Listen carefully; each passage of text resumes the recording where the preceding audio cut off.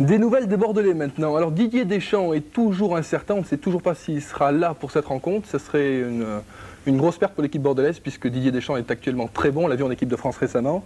Et une signature aussi du côté de Bordeaux. Ah, les équipes rentrent sur le terrain, on change de plan, c'est sympathique.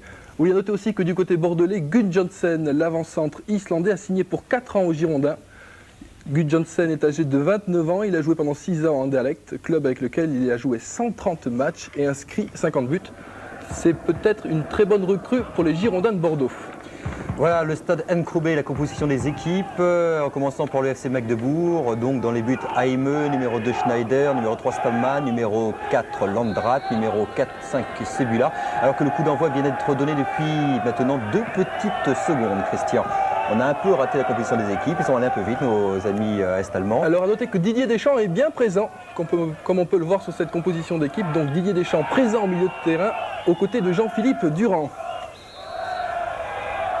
Le match est visiblement parti, mais on n'a qu'un plan un petit peu lointain de la rencontre. Voici monsieur l'arbitre. Qui est monsieur Holtzmann, c'est un Autrichien. Première constatation, Bordeaux n'est pas une grosse affiche pour les Allemands de l'Est, pour les Allemands tout court, il faut s'habituer à le dire maintenant, puisque le stade paraît bien vide et Bordeaux aligne quasiment sa meilleure équipe, à une exception près, je crois. Voilà, donc les Bordelais à l'attaque avec Ferreri. Jean-Philippe Durand sur le côté droit, centre de Jean-Philippe Durand. Et Kift pour une reprise qui passe largement au-dessus des buts de Hein. Et Kift qui n'a qu'un petit match dans les jambes puisque son retour s'est effectué vendredi dernier à Brest. Voilà Hein qui va jouer avec Dobritz, qui n'est plus tout jeune, tout comme Stamman, le libéraux de cette équipe qui a 32 ans et qui court toujours. Là c'est Sebula. Le capitaine. Sebula pour Grumper. Des Allemands très prudents ce début de rencontre. Il faut dire qu'ils se méfient énormément de cette équipe bordelaise qui est quand même connue au niveau européen. Et Durand tranquillement pour Joseph Ottenbell qui touche là son premier ballon de la rencontre. Alors quelle tactique va adopter Bordeaux en ce début de match? Vont-ils attaquer et essayer de faire la différence? Ça m'étonnerait parce qu'ils ont très peur des 2 attaquants est-allemands qui vont très vite et dont tout le monde dit monts et merveilles et qui intéressent depuis déjà longtemps les équipes ouest-allemandes de la Bundesliga. Interception de Dogon. Ferreri. Jean-Marc Ferreri. Un peu excentré sur la droite, il va pouvoir centrer. Un superbe centre et ce n'est pas fini. Finalement, Hein récupère le ballon. Première action chaude pour les Allemands. A noter que cette équipe allemande évolue généralement en 3-5-2, c'est-à-dire qu'il y a 5 joueurs en milieu de terrain, c'est énorme. Et ça devrait quand même assez perturber cette équipe bordelaise, puisqu'il va y avoir un véritable rempart en milieu de terrain. Et première constatation également, c'est que cette équipe est-allemande, que l'on disait très physique, pour l'instant ne montre pas grand-chose de ce côté-là aux Bordelais. On pensait que les Bordelais allaient être un peu pris à la gorge avec une présence physique de tous les instants. Eh bien non, pour l'instant, les Bordelais ont l'air de pouvoir jouer leur football. Et là, une faute sur Kift et le premier coup franc de la partie. Oui, à 40 mètres des buts, on va voir ce que va faire Jean-Philippe Durand. Jean-Philippe Durand qui est un joueur qui est capable de jouer devant, derrière, en milieu de terrain, qui est vraiment un joueur complet, un joueur moderne dans ce foot français. Dégagement de la défense bordelaise et faute de Jean-Marc Ferreri. Les Allemands repartent avec Lassig face à Lizarazu et Kift, bien revenu, récupère le ballon. Dogon. Attention à l'interception allemande. Oui, bien vu Jean-Philippe Durand qui peut intervenir. Baptiston juste devant Joseph Ottenbell. Une petite mésentente entre le libéraux girondin et le gardien de but. Premier corner donc de cette partie. On joue seulement depuis 4 minutes. Attention à ces ballons aériens. Minkwins, le numéro 10 allemand, est dangereux de la tête. C'est un très bon technicien qui a aussi un très bon jeu de tête. Corner de Siersleben. Longue balle. Ouh, sur la barre, incroyable. Et but Premier but allemand signé, je crois, Lassig. Non, l'arbitre le refuse. L'arbitre de touche a signalé une faute sur Joseph-Antoine Bell, semble-t-il. Oui. Coup franc indirect dans la surface, incroyable. Lassig avait placé une tête terrible. Sur la transversale et je pense qu'ensuite c'était Galache qui avait repris et marqué le but. Grosse frayeur pour les Bordelais sur cette première action très dangereuse de l'équipe allemande. Sénac. Heureusement que le juge de touche a signalé une faute. Sénac qui cherchait Ferreri mais contré. Touche pour les Girondins. J'espère qu'on aura droit à un ralenti pour voir cette faute, qu'à vrai dire je n'ai pas très bien vue. Joseph-Antoine Bell l'a sans doute un petit peu bousculé. Bénéficie d'un coup franc qui arrange bien les Bordelais. Ferreri avec Kift. Faute en faveur des Allemands qui vont pouvoir se dégager. Une faute de Kift, une petite poussée. Alors le capitaine récupère le ballon, c'est donc Staman qui lance Grempler. À nouveau Staman. Longue balle devant, ça donne pas grand chose. Attention aux Allemands qui ont toujours le contrôle du ballon. Siersleben est parti côté gauche.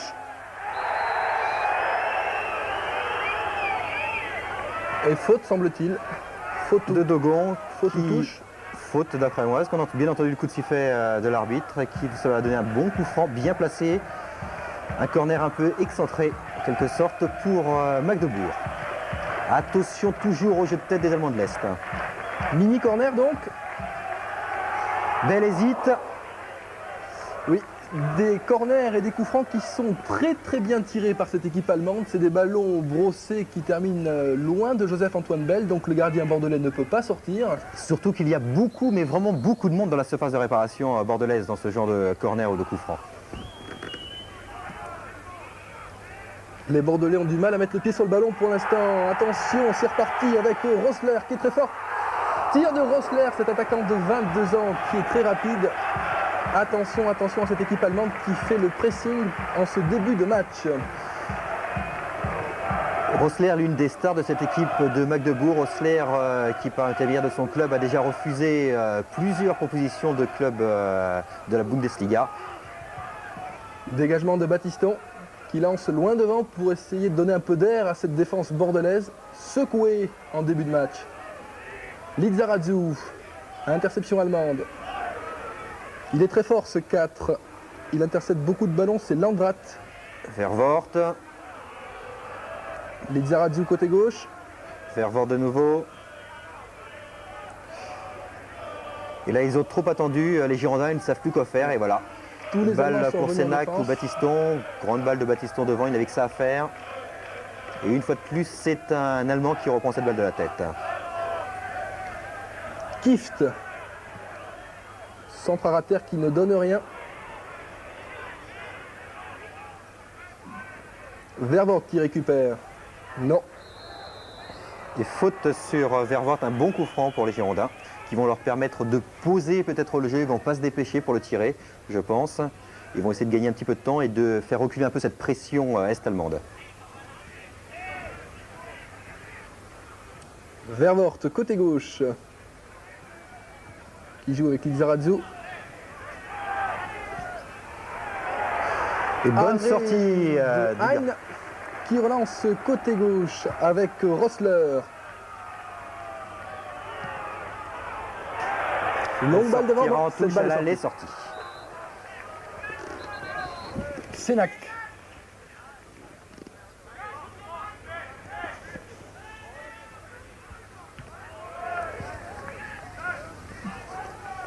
Jean-Philippe Durand. Oui, super.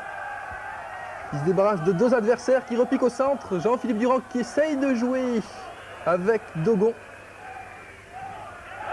Malheureusement, les Allemands interceptent et on retrouve Landrat, qui a récupéré le ballon. Là, c'est Gerlach en vis-à-vis avec Lizarazu. Grempler.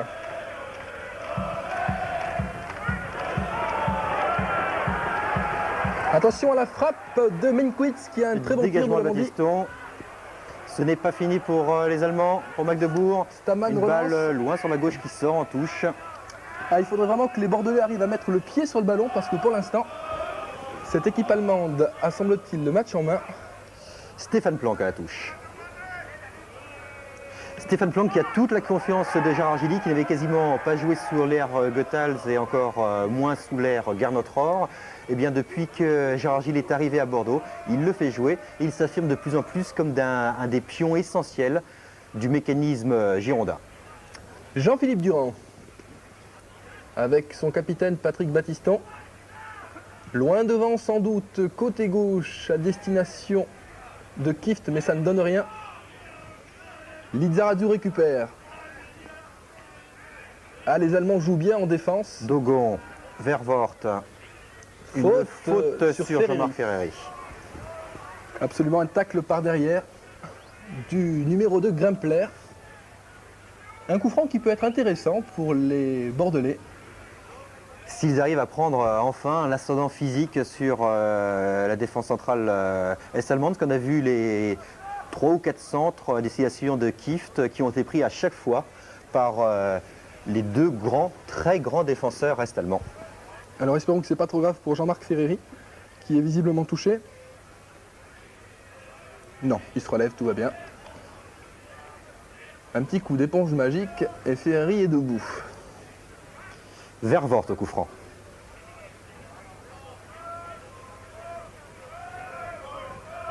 Longue balle, donc il ne donne strictement rien. Les attaquants bordelais ont du mal à prendre, vous l'avez dit, l'ascendant physique sur cette équipe allemande. Qui joue bien pour l'instant. Et rassurons nos amis téléspectateurs que dès qu'on aura retrouvé la liaison avec Thierry Roland et Jean-Michel Larquet, on n'hésitera pas à leur passer la parole. Mais là, toujours des problèmes techniques entre la France et Magdebourg. D'ailleurs, s'ils viennent de nous rejoindre, on peut leur signaler que l'on joue depuis 11 minutes dans ce match entre Magdebourg et Bordeaux et qu'il y a toujours 0-0 entre les deux équipes. Les Allemands ayant marqué un but au bout de 3 minutes de jeu, mais but refusé pour une faute dans la surface de réparation. Donc 0-0 entre les deux équipes. Nouveau coup franc bordelais. Les Bordelais respirent maintenant, visiblement un peu mieux. Battiston. Non, ça ne donne rien. Et toujours des longues balles complètement inefficaces côté bordelais. Là, la rencontre se joue sur un faux rythme. On ne peut pas dire qui ça avantage, si ça avantage les Bordelais, qui jouent à l'extérieur et pour qui un résultat de 0-0 serait évidemment l'idéal, ou alors les Allemands de l'Est qui ne savent pas quand même comment prendre cette équipe bordelaise qui est bien regroupée en défense. Mis à part donc ce but et dès la 3e minute, il n'y a pas grand-chose à dire.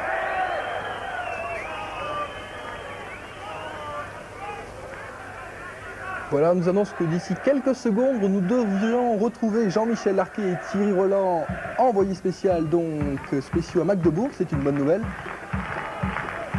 Attention tout de même à ce dernier coup franc en ce qui nous concerne. Oui, Joseph-Antoine Bell qui est sorti. Et une faute sifflée par l'arbitre. Là, la charge de l'attaquant allemand était évidente, de la SIG, et un coup franc pour Joseph-Antoine Bell qui avait normalement tranquillement le ballon. Et là, je pense qu'on va retrouver Thierry Roland et Jean-Michel Larquet à Magdebourg. Vous nous entendez, Thierry, Jean-Michel? Continuez. Ah, la liaison s'est de nouveau interrompue. Ça s'en occupait. On continue donc, oui, ces Allemands qui sont redoutables sur coup de pied arrêté. Ça fait le 4e coup franc qu'ils ont depuis le début de la partie. Et 4 fois de suite, Joseph-Antoine Bell a été inquiété sur ces balles brossées qui arrivent dans la surface de réparation. Il n'est pas sorti sur les 3 premières, il est sorti sur la 4e. Vervoort pour Lizarazu et un coup franc logiquement, normalement pour les Girondins pour une faute sur Vicente Lizarazu. Effectivement, c'est ce qu'indique l'arbitre autrichien de la rencontre. Alors souhaitons que les Bordelais puissent bien utiliser ce ballon. Mais ces Allemands semblent très forts physiquement. Pour le tirer, Jean-Philippe Durand. Alors que Lizarazu, on le voit à droite de l'écran, se fait soigner. Il a l'air bien touché.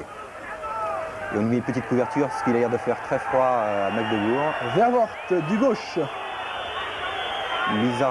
Sénac, Kieft, Durand en embuscade.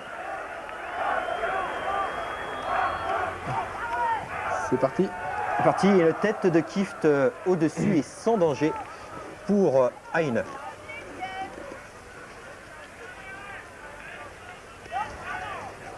Oui. On a donc été coupé une nouvelle fois entre Magdebourg et Paris, mais Thierry Roland et Jean-Michel Larquet devraient nous rappeler d'ici quelques instants. On va pas vous faire une petite leçon de technique, mais on a des liaisons spéciales avec nos envoyés spéciaux, et quand ça marche pas, on a un téléphone de secours, mais même le téléphone connaît des problèmes et une faute également sifflée contre Bordeaux, alors que le numéro 11 allemand semble bien avoir l'avantage, Rossler. Attention, un coup franc dangereux. Très très dangereux.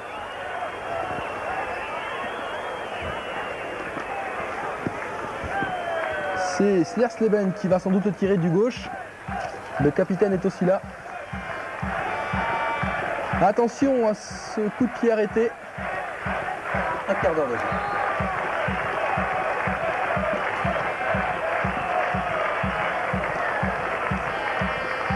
Toujours 0-0 entre les deux équipes. Attention à ce coup franc. Non, largement au-dessus de la cage de Joseph-Antoine Bell. Allô Paris, c'est derrière là. Oui Thierry? Jean-Michel, on vous entend, si vous voulez continuer. Oui. Allô, allô? Vous m'entendez là? On vous entend parfaitement. Thierry, Jean-Michel, c'est à vous. Ici Magdebourg pour Paris. Oui Jean-Michel? Coupé au téléphone. Jean-Michel? Alors, on a quelques petits problèmes. On a retrouvé Thierry Roland et Jean-Michel Larquet à Magdebourg. Mais eux ne le savent pas. Allô Paris. Et dès que la liaison s'est effectuée, eh bien, on n'hésite pas à leur passer la main. Martin de Sarrat et Christian Jean-Pierre qui vont, je crois, assurer le commentaire. Ce sera beaucoup plus simple de Paris comme ils l'ont fait depuis le début, alors que l'on vient de voir un très beau tir de Jean-Luc Dogon qui est passé légèrement à la droite début allemand. Alors, messieurs, Christian Jean-Pierre et Martin de Sarrat, je vous en prie, vous continuez le commentaire. Alors, on est tout à fait désolé pour nos amis téléspectateurs. Ce qu'on peut même pas vous dire, si pendant cette interruption qui a duré environ 2-3 minutes, il y a eu un but de marqué, on le fera le plus rapidement possible. On espère retrouver le plus vite possible Thierry Roland et Jean-Michel Larquet. Alors, Didier Sénac, tranquillement en retrait pour Joseph-Antoine Bell. Il semble que les Bordelais reprennent un peu de l'ascendant sur cette rencontre, arrivent à inquiéter le gardien allemand. Heine, dégagement de Bell. Kift, contré. Jean-Philippe Durand. Pour Kift à nouveau dans le rond central, enfin dans le centre du pour Bad. Bad Lizarazu. Lizarazu Bad. Battiston, loin devant pour la tête d'un Allemand. Dégagement un peu à la porte-pièce, tête de Dogon. Jean-Philippe Durand. Stéphane Planck. Kift qui tient bien debout. Interception des Allemands, attention, oui. Et faute pour alors. les Allemands. Oui, Kift a eu tort de protester. Il s'est fait sanctionner par l'arbitre autrichien. Landrat qui récupère le ballon. Longue balle devant pour Rossler. Et Jean-Philippe Durand termine dans l'eau, dans la mare à canard, visiblement. Carton jaune, premier carton jaune de la partie pour Mankiewicz, le numéro 10. Pour cette faute sur Jean-Philippe Durand.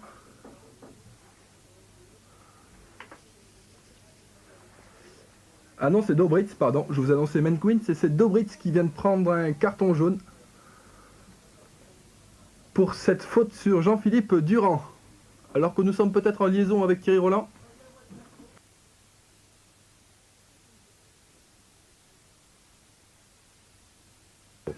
Stéphane Planck. Et là, un petit arrêt de jeu. Stéphane Planck pour Kift. Faute sur le néerlandais des Girondins de Bordeaux. Pas mal de fautes pour l'instant au cours de cette rencontre. Attention, Jean-Marc Ferry qui avait fait un appel côté droit.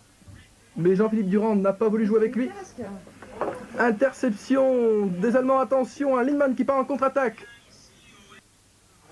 Stadion finalement avec près de 20 minutes de retard tout juste, mais il ne s'est rien passé sinon un but que vous avez vu car Martin Zara a fort bien assuré l'intérim. Un but refusé pour faute préalable marquée par l'équipe de Magdebourg après environ 5 minutes de jeu. Ici, très peu de monde pour assister à ce deuxième match aller comptant pour la Coupe de l'UEFA. Et une équipe des Girondins de Bordeaux, Jean-Michel Larquet, qui au dernier moment, comme on pouvait le craindre, a dû se passer des services de son international milieu de terrain Didier Deschamps. Ah oui, au tout dernier moment, parce que même à l'échauffement, il n'était pas question que Didier Deschamps, ou plutôt juste avant l'échauffement, il n'était pas question que Didier Deschamps déclare forfait. Et puis en rentrant au vestiaire, eh bien, par mesure de prudence, il a préféré s'abstenir. C'est donc Jean-Pierre Bade qui a été titularisé. Et je voudrais dire tout de suite, Thierry, que le fait important de ce match, c'est la virilité excessive qui règne sur le terrain, avec beaucoup trop de fautes, des accrochages, beaucoup de pieds en avant. Il y a déjà eu plusieurs interventions à la limite et je crains que l'arbitre, monsieur Holzmann, n'ait fort à faire. Il a déjà distribué un carton jaune pour Jörg Dobritz, mais d'ici la fin de la rencontre, je crains qu'il ne sorte à nouveau ce petit carton jaune, voire même un carton rouge, parce que, répétons-le, il y a eu beaucoup de vilains coups depuis au cours des 20 premières minutes. Toujours est-il que le score pour l'instant est toujours de 0-0 entre ces deux équipes, avec une tête de Jean-Pierre Bade et une intervention du numéro 6 Franck Seersleven. Encore Jean-Pierre Bade suivi par Seersleven et une touche en faveur des Girondins de Bordeaux. Alors que l'on joue très exactement la 23e minute de cette première mi-temps. 23 minutes de jeu et il est évident que le rôle des Girondins de Bordeaux dans ce match aller à l'extérieur est de tenir, et pour eux il est évident que ne pas prendre de but d'abord serait une excellente affaire. Patrick Battiston. A noter que le forfait de Didier Deschamps est venu s'ajouter à la suspension de Jean-Christophe Touvenel et au forfait d'Alim Ben Mabrouk, victime, vous le savez, d'un claquage à son mollet droit et qui n'a pas tout à fait récupéré, mais qui est en bonne voie de guérison. Une longue balle en avant. Encore une faute là de l'arbitre autrichien, monsieur Holzmann. Faute à nouveau de ce joueur Frank Sibelsen, le numéro 6 de cette équipe de Magdebourg. Et coup franc donné par Jean-Philippe Durand.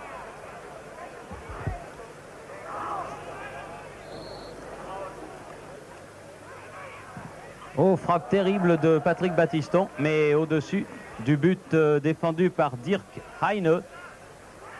Très athlétique, très grand gardien, qui joue avec Mingwitz, des hommes les plus dangereux de cette équipe de Magdebourg. Très vif, Seersleven et Heine. On a été impressionné dès les premières minutes par la vitesse de course de ce numéro 11, Rossler, et du petit milieu de terrain, le blond numéro 7, Stefan Mingwitz. C'était d'ailleurs ce qu'avait retenu Gernot Rohr au cours des matchs qu'il avait espionnés. La vitesse de contre. Et là, faute de Lissarazu sur Schneider. La vitesse de contre de cette équipe de Magdebourg, vive en attaque et lourde en défense. Telles étaient ses conclusions. Stamann, le capitaine, pour justement cet ailier gauche Rossler. Lassig, contré. Bad, qui a attaqué un petit peu dans le dos. Seersleven, à bon ballon. Schneider sur le côté droit. Schneider qui va pouvoir centrer Heureusement dans contré. le dos de Patrick Battiston. Ferreri venu aider ses défenseurs. Battiston comme il peut, ce dégagement. Bad lui aussi. Des Girondins qui ont beaucoup de mal à sortir le ballon pour le moment. Planck. Ils sont pressés. Attention, il ne fallait pas manquer cette passe en retrait de Patrick Vervoort, car Rossler était encore à l'affût. Rossler qui est l'un des joueurs très demandés pour aller jouer l'année prochaine en Bundesliga. Oh, un pied aérien de Mingwitz et une balle mise en touche par Planck. Une faute, je Même pense. faute préalable, Tout oui. à fait. Dobritz a laissé le ballon à terre. Coup de pied de Cheboula. Et petit pont. Incontestable, et attention, ces deux-là. Et oui, il a tort, Stéphane Planck. Manque de discernement, manque de lucidité. Non seulement il a fait faute, et en plus, il proteste et il prend un carton jaune tout à fait justifié dans la mesure où il a fait bel et bien obstruction à la suite de ce petit pont de Dobritz. Alors attention à ce coup franc qui est en fait un petit corner et c'est sur une action similaire qu'il y avait eu le but refusé de la 5e minute. On va sur un corner imaginaire du reste, mais enfin... On va chercher la tête de Staman. Oui, et bonne sortie cette fois-ci de Joseph-Antoine Bell. Qui nous rassure un petit peu car les deux premières avaient été quelque peu hasardeuses. Oui, et attention à Joseph-Antoine là qui sur ce dégagement est sorti de sa surface. Heureusement ça n'a pas été signalé. Oui, mais c'est très bien vu Thierry. Vous l'avez vu, mais monsieur Holzmann l'a vu également. Et en le regardant, il a même regardé son arbitre de touche pour voir si celui-ci le désignait. Oui, monsieur Schnitzel, arbitre autrichien également.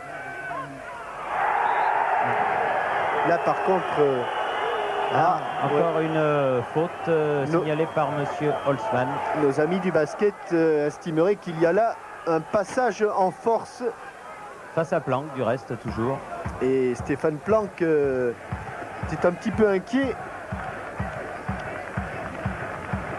Mingwitz se relève difficilement. Et c'est le numéro 10, Jörg Dobritz, qui va tirer. Et toujours Staman au second poteau. Immense garçon de 1m95. Toujours du même endroit. Ils vont finir par arriver à le placer où ils veulent. Ça ne sera pas encore pour cette fois-ci. Mingwitz et hors-jeu. Ça c'est bien joué de la part de la défense, Thierry. C'est-à-dire que sur un ballon renvoyé à la suite d'un coup franc, tout le monde est monté rapidement sur le porteur du ballon, laissant donc derrière la défense 4 ou 5 joueurs bleus hors jeu. C'est ce que faisait le grand Ajax à l'époque. 28 minutes de jeu, presque une demi-heure. Mingwitz de la tête, renvoie en avant. Oh là là, petite mésentente d'Ogon. Battiston et... Ah, ça manque un petit peu... Je dirais pas de punch, mais d'engagement. Il faut aller vers le ballon. Et là, ils étaient 3 défenseurs centraux, Dogon, Sénac et Battiston. Et ce ballon a failli profiter encore une fois à Rosler. Wim Kieft qui a prolongé de la tête sur le côté par Jean-Philippe Durand. Très actif, Jean-Philippe Durand va peut-être pouvoir frapper, ce qu'il fait bien du pied gauche. Mais Heine, bien placé, peut dégager à son tour. Sénac. Durand, Battiston, on emballe le jeu du côté des Girondins vers Vort. Balle en profondeur pour Ferreri. Bonne intervention de Staman, le capitaine. Cheboula maintenant sur le côté. Personne pour Magdebourg. Et non, car les deux attaquants centraux, Rosler et Leipzig, restent dans l'axe le plus souvent. Et c'est Dobritz ou Siersleben qui partent eux sur les côtés. Sénac, Vervoort. Fait un petit peu frais ce soir sur les bords de l'Elbe à Magdebourg, mais enfin c'est tout à fait supportable. Bien joué cette talonnade. Deuxième accrochage dont est victime Bichente Lissarassou. Voilà. Deuxième carton qui est donné, me semble-t-il, au numéro 6 de l'équipe est-allemande, enfin est-allemande, non, de l'ancienne équipe est-allemande, de l'équipe allemande tout court maintenant, le FC Magdebourg. Non, c'est en fait c'est le numéro 5, Cheboula, qui a pris ce deuxième carton. C'est important les cartons jaunes en Coupe d'Europe. Et c'est Jean-Philippe Durand, oui, bien Heine. Au premier poteau. Non, il y a du hors-jeu dans l'air, signalé. Et l'équipe de Magdebourg va pouvoir se dégager. En tout cas, superbe coup franc, bien maîtrisé par Heine. Il était caché du point, il n'a pas voulu se saisir du ballon, ce grand gardien de but. Il a préféré le dégager du point. Et sur la reprise de volée, c'était Jean-Marc Ferreri qui était par la suite hors jeu. Dobritz. Siersleben. Cheboula. Une demi-heure de jeu et les Girondins qui refont tout petit peu surface. Ils avaient bien débuté le match et ce fut ensuite une longue domination des Allemands. N'hésite pas à donner le ballon derrière du côté des Blancs Girondins. Puisque là, vous avez vu Sénac alerter l'équipe par son gardien de but, Joseph-Antoine Bell. Patrick Battiston, long dégagement, pied droit. Schneider, directement en touche. Bichentelli Sarassou qui profite du fait qu'il y a beaucoup de défenseurs centraux pour prendre un petit peu de liberté et se retrouver souvent en position d'ailier gauche. Dogon à la lutte avec Rossler. À combien évaluez-vous, Jean-Michel, le nombre des présents? 10-12 000? Oui, oui, je dirais bien, oui, c'est immense. Oui, c'est un très grand stade, tout Alors, à fait comme les stades de l'ancienne République démocratique allemande, comme celui de Leipzig, celui de Erfurt. Mingwitz. La faute et obstruction de inutile. Patrick Vervoort est toujours... finalement, Gernot Rohr a parlé un petit peu d'une équipe athlétique mais pas très vive et je trouve un petit peu le contraire. Je trouve que ces garçons sont très très vifs et notamment ce numéro 7 Minkwitz qui fait un début de match superbe. Et alors là, attention, parce que voilà un coup franc qui est dangereux, peut-être un peu excentré, mais dangereux. Minkwitz est là, sur le ballon, ainsi que Gerlach, le numéro 8. C'est Dobritz qui va frapper, je pense, Thierry. Dobritz, Staman. Voilà Dobritz. Oh, bien en plein dans la niche, bien placé. Ouais, c'était Dobritz directement dans les bras de Joseph-Antoine Bell. Jean-Philippe Durand qui essaye depuis le début de cette partie de calmer le jeu. Essayer de jouer au football. Dogon, Sénac. À nouveau Dogon sur le côté gauche, malgré son numéro 2. Longue transversale, changement de côté. Et ballon récupéré par les Allemands, Dobritz, Staman. Staman qui cherche à alerter Rossler en pointe. Sénac, bien joué. Et Planck, toujours avec Joseph-Antoine Bell. Scénario classique d'une équipe à l'extérieur en match aller d'une Coupe d'Europe avec un match retour à la maison 15 jours plus tard. La stratégie des Allemands est simple, c'est chercher les vifs attaquants que sont Rossler et Lessig. Mais est-ce que ces joueurs vont pouvoir répéter longtemps ce genre de course? Dire que au bout d'une heure, quand on fait des courses dans le vide comme ils ont fait depuis un certain temps, ils risquent de ne plus y aller aussi facilement. Vervoort lobé, Staman, ballon récupéré par Durand. Ah, bien joué, il a cherché à alerter Kieft, mais il manquait un petit quelque chose. Planck récupère le ballon, Dobritz à la lutte avec Durand. Coup de tête de Didier Sénac, Vervoort, Planck. Ballon récupéré par Dobritz, Siersleben. Ah, c'est là que les Bordelais devraient aller à défendre un petit peu plus haut pour éviter de se laisser dominer. Et des garçons, oui, bien. Bon tacle défensif. Tout à fait bien joué de la part de Planck, Ferreri, Vervoort. Un long ballon en avant pour Wim Kieft. Ah, il y avait faute avant. Oui. Exact, monsieur Holzmann. On ne connaissait pas cet arbitre autrichien, monsieur Holzmann, mais il a du boulot, beaucoup de travail dans ce match et il le fait bien pour l'instant. Il s'en sort très très bien. Il a été tout à fait équitable dans ses décisions. Et là, il avait bien vu la faute de Wim Kieft qui précédait donc la main de Cheboula. Staman, longue balle devant, toujours pour Rossler. Non, là, il n'a pas été touché, il a glissé tout seul. Il a glissé tout seul et il ne demande d'ailleurs pas de coup franc. Et on comprend. Coup d'œil sur le chrono, 35 minutes, 35e minute déjà. Donc encore une dizaine de minutes avant la mi-temps, il n'y a pratiquement pas eu d'arrêt de jeu, il n'y en a du reste pas eu. Ah, mauvaise relance là.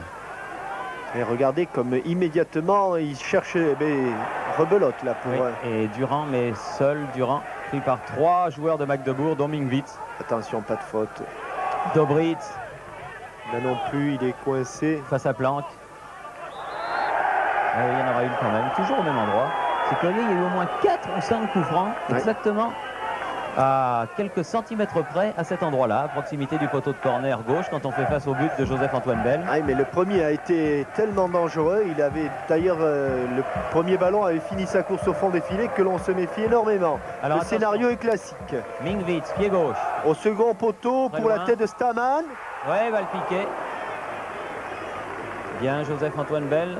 Ce grand barbu qui jouait déjà dans l'équipe de la RDA lorsque les RDA étaient avec l'équipe de France lors d'un éliminatoire d'un Euro, je crois. Ou non, plutôt de la Coupe du Monde. Oui, d'une Coupe du Monde, me semble-t-il, oui. Oui, où il y avait la Yougoslavie et la Bulgarie. C'est cela, il y a donc 8 ans.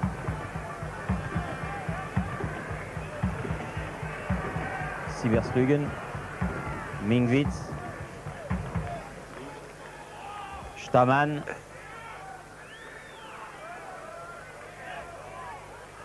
Siersleben, qui lui non plus ne prend pas beaucoup de risques, comme ça c'est bien fait, le retour de Stéphane Planck. Jean-Philippe Durand qui se tient le coude, car tout à l'heure, alors que Martin Zara vous commentez la partie, il a été poussé sur la liste de la piste. Ce qui a valu du reste son carton jaune à Dobritz. Attention Joseph Antoine Bell, car Monsieur Holzmann... On a déjà vu des gardiens pénalisés. Oui, ce n'est pas là joué dans l'esprit. Siersleben, la SIG.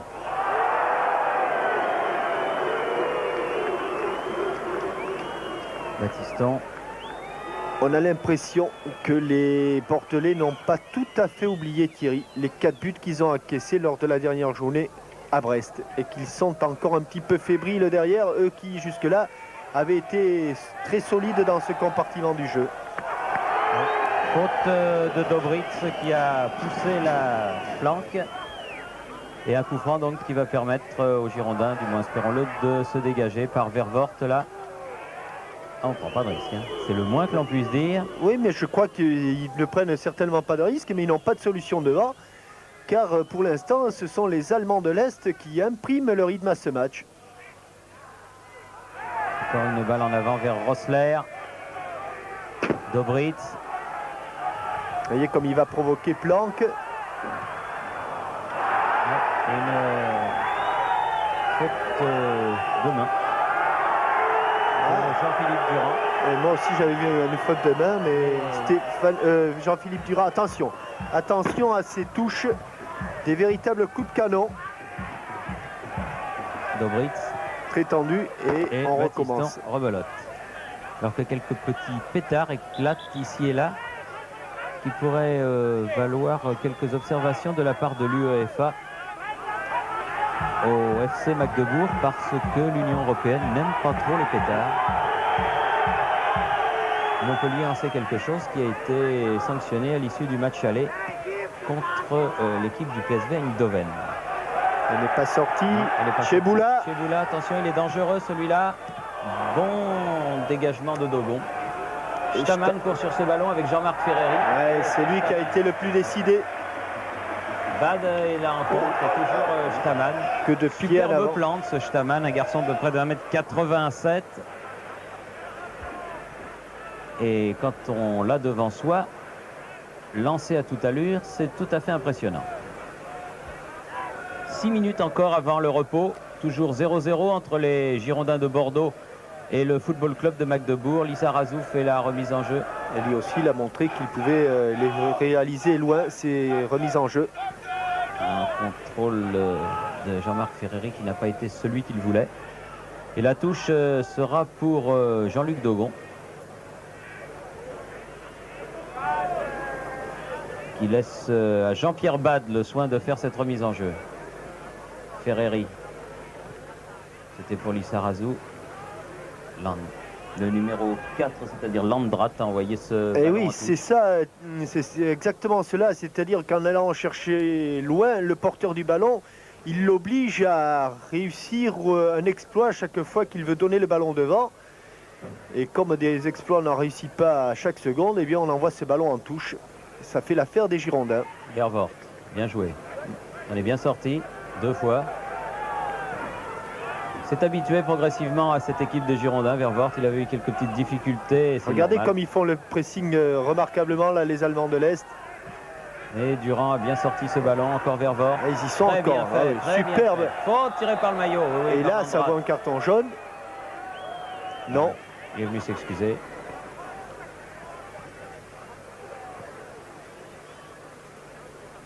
Coup franc pour les Girondins.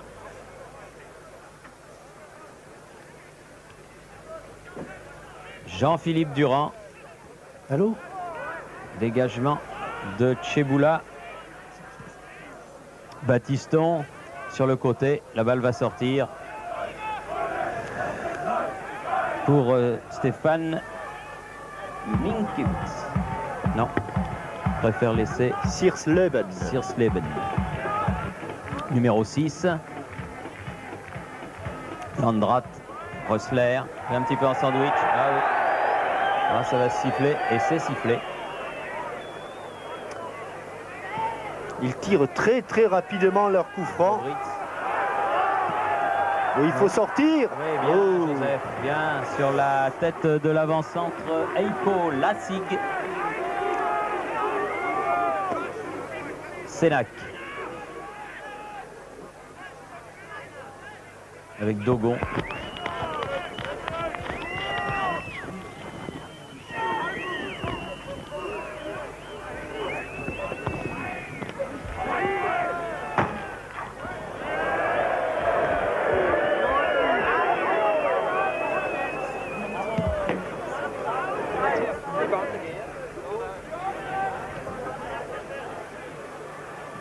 Ah, il a marché sur le ballon, dommage, sur son Vicente. contrôle orienté.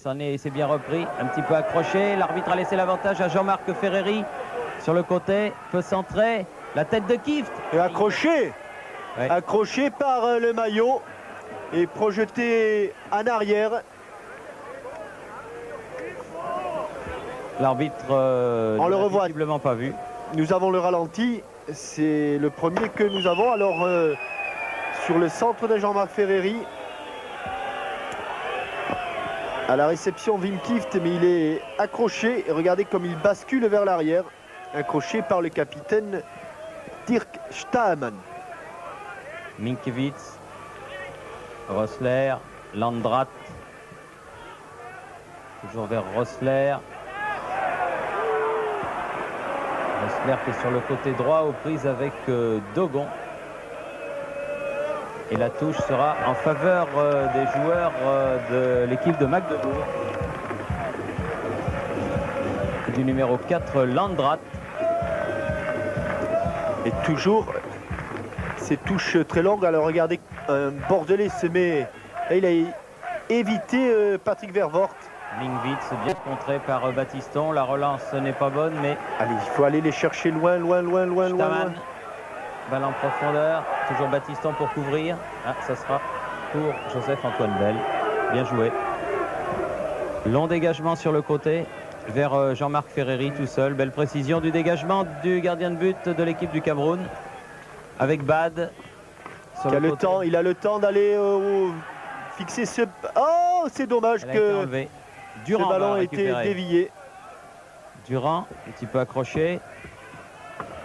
Très bon Durand en ce moment. Il l'avait été avec l'équipe de France, vous vous souvenez. Il l'est avec les Il Girondins. empêche le 1-2. Ferreri sur le côté, Vervoort. Ah, que c'est dommage qu'elle ait été frappé. donnée un tout petit peu forte, cette balle de Jean-Marc Ferreri. Toujours pas fini pour les Girondins Kieft, alors que René Schneider est resté au sol pour l'équipe.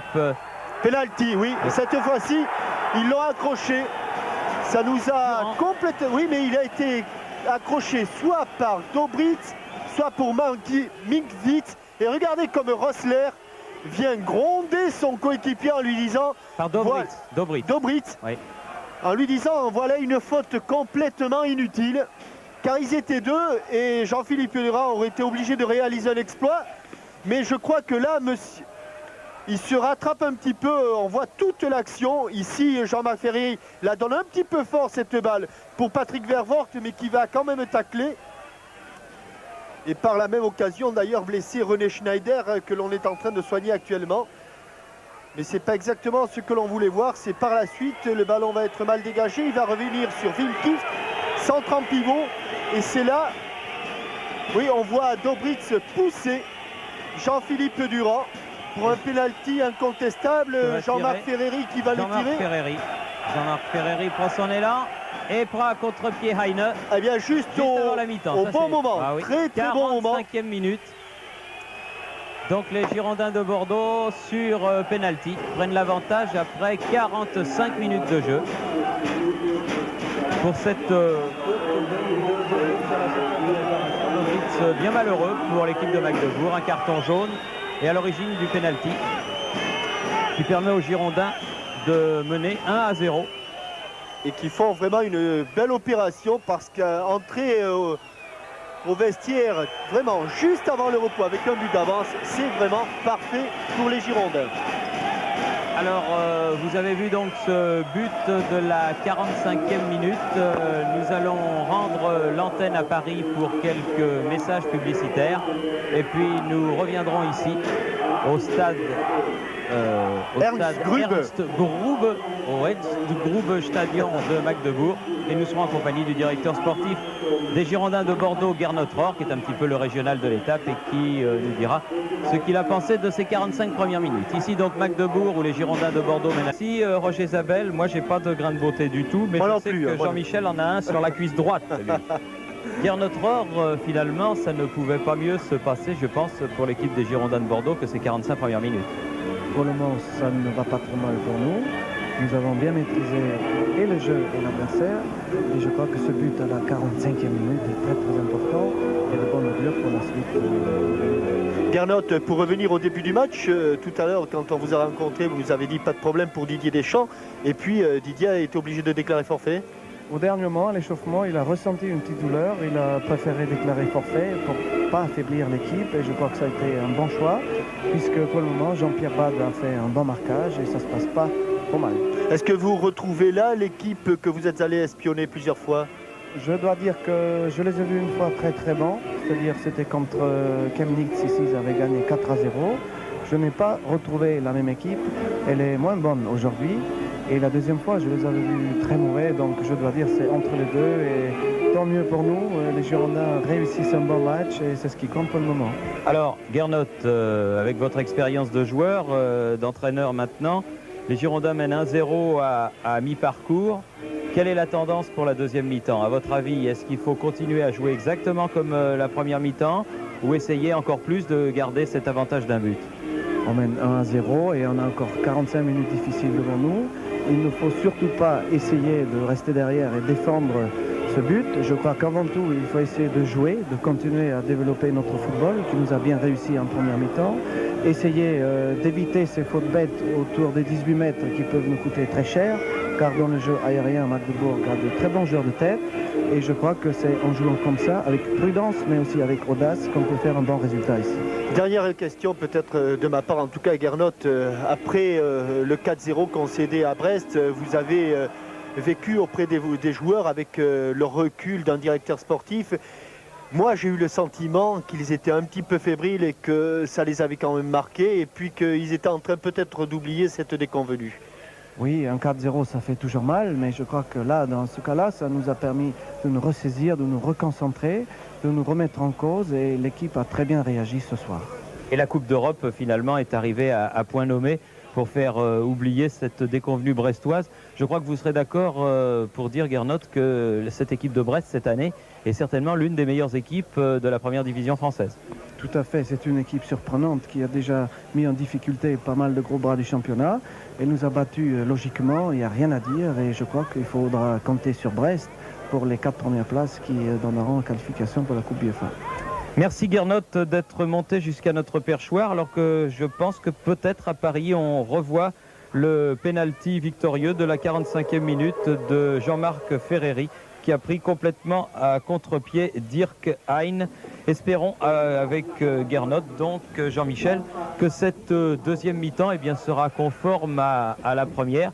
Et remercions encore nos camarades de Paris qui ont assuré donc la continuité de l'antenne parce qu'on a eu beaucoup de problèmes pour avoir les liaisons en ce début de rencontre.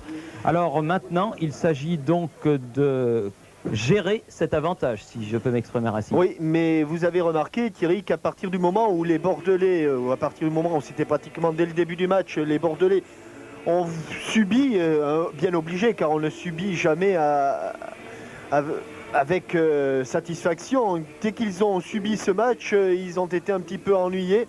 Ils ont même dû concéder un but. Et par la suite, dès qu'ils sont allés défendre un petit peu plus haut, et dès qu'ils ont pris quelques risques, eh bien, ils ont, je dirais, corroboré les propos de Gernot Rohr qui disait que cette défense était un petit peu lourde, qu'elle avait du mal à se retourner. Et s'il y avait déjà une faute, ou en tout cas une alerte de Steinmann sur Wim Kieft, me semble-t-il, eh bien, l'arbitre, M. Holzmann, lui, n'a pas hésité au moment où Dobritz est venu, je dirais, accrocher une nouvelle fois Jean-Philippe Durand.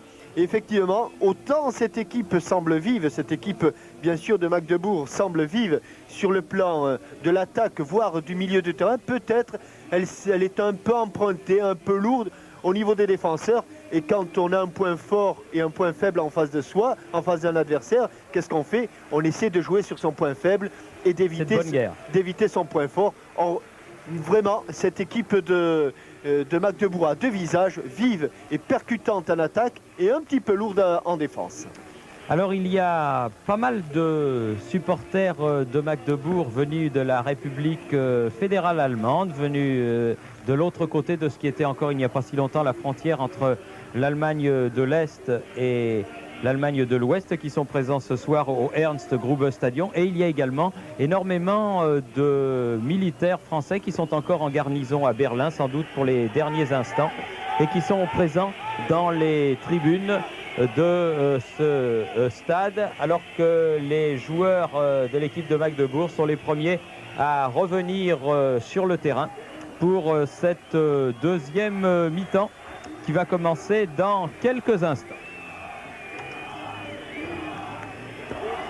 Le temps, Thierry, avec Philippe Broussard, auteur d'un remarquable livre sur la violence dans les stades.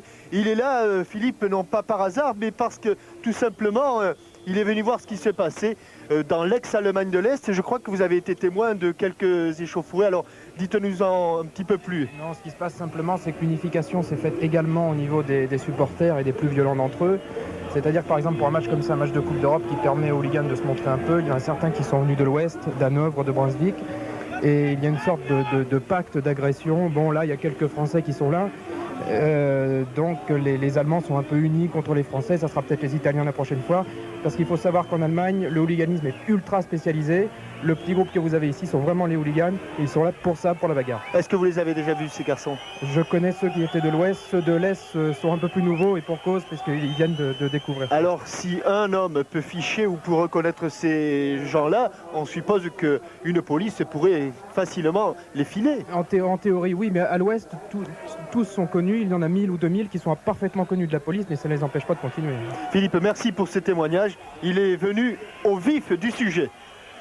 Merci à Philippe Broussard et vous pouvez vous procurer son livre qui vient de sortir chez Robert Laffont. Si vous aimez le football, ça vous fera découvrir une facette qui a été approchée à beaucoup d'occasions. Il s'appelle Génération Supporter et il est paru donc aux éditions Robert Laffont. Alors que la deuxième moitié, dirais-je, de l'équipe de Bordeaux fait son entrée. Avec... Ce sont les plus vieux, Thierry. Ce sont les plus vieux, Jean-Philippe Durand, Patrick Battiston, Jean-Pierre Bade et Joseph-Antoine Bell. Donc, ils avaient besoin de récupérer un tout petit peu plus que les jeunes que sont Vicente Lissarassou. Et ils font moins vite le chemin du vestiaire au stade parce que ici, c'est un petit peu comme c'était à Angers dans le temps. Vous vous souvenez, il y avait le stade à Angers et puis les vestiaires qui étaient de l'autre côté de la tribune. Eh bien, à l'époque de Bourdelle, à l'époque de Bourrigaud, de Guillou, de Poli. Même de l'Arquet, j'ai connu la villa. Même de l'Arquet, ah oui, j'ai connu la villa derrière la tribune. Ah bah tiens.